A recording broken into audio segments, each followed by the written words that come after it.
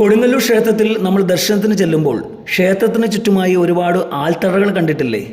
ഈ ആൽത്തറകൾക്ക് ചില പ്രത്യേകതകളുണ്ട്. അവകാശത്തറകൾ എന്നാണ് ഇവ അറിയപ്പെടുന്നത്. ഇത്തരത്തിൽ 34ഓളം ആൽത്തറകളുണ്ട് ഇവിടെ. ക്ഷേത്രത്തിലെത്തുന്ന ഭക്തജനങ്ങളുടെ പ്രധാന വിശ്രമ കേന്ദ്രവുമാണിത്. പക്ഷേ കൊടുങ്ങല്ലൂർ ഭരണിക്കാലത്ത് മറ്റുള്ളവർക്ക് ഇവിടെ ഇരിക്കാൻ അനുവാദമില്ല.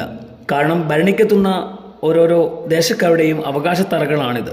ഭൂരിഭാഗവും വടക്കൻ ജില്ലകളിൽ നിന്ന് വരുന്ന ദേശക്കാരുടേതുമാണ്. ഓരോരോ തറകളിലും അതാത് ദേശക്കാരുടെ ഉടമസ്ഥാവകാശവും കുറിച്ചിട്ടുണ്ട്.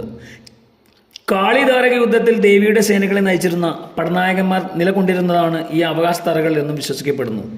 കൊടുങ്ങല്ലൂർ വലിയ തമ്പുരാന്റെ അനുമതിയോടുകൂടി ഈ ആൽത്തറകളിൽ നിന്നും പാട്ടം പിരിക്കുന്ന ഒരു പതിവ് രീതിയുമുണ്ട്. ഈ പിരിവിനായി ആൽത്തറ അധികാരി എന്നൊരു സ്ഥാനവുമുണ്ട്. കോതംപറമ്പിലെ അരയംപറമ്പത്ത് തറവാട്ടുകാർക്കാണ് ഈ പണം പിരിക്കുന്നതിനുള്ള അവകാശം. രേവതി നാളിലാണ് ആൽത്തറ അധികാരി ഈ ആൽത്തറകളിൽ നിന്നും പണം പിരിക്കുന്നതും. ഈ ആൽത്തറകളിൽ ഏറ്റവും പ്രധാനം ക്ഷേത്രത്തിന് മുൻപിലായി വലിപ്പമുള്ള ഒരു നിലപാട് തറയാണ്. പ്രസിദ്ധമായ ഭരണി ഉത്സവത്തിൻ്റെ സമയത്തും അശ്വതിയുടെ അന്നും തൃച്ചന്ദന ചാർത്ത് എന്ന വിശിഷ്ടമായ പൂജയ്ക്ക് ശേഷം കാവുതീടലിനുള്ള അനുമതി നൽകാനായി വലിയ തമ്പുരാൻ ഉപവിഷ്ടനാവുന്നത് ഈ നിലപാട് തറയിലാണ്. ആദ്യം കാവുതീണ്ടതിലുള്ള അനുമതി പാലക്കാവേലനാണ്.